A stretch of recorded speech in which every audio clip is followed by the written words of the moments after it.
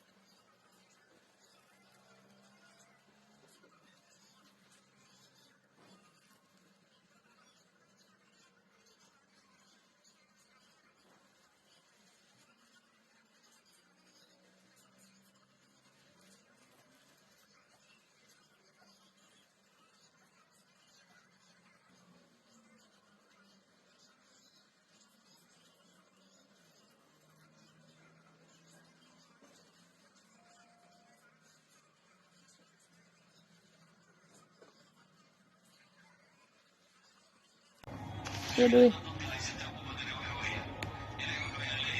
طرق صور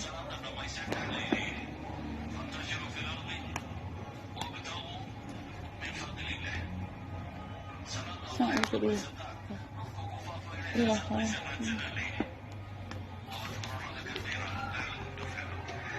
قدمه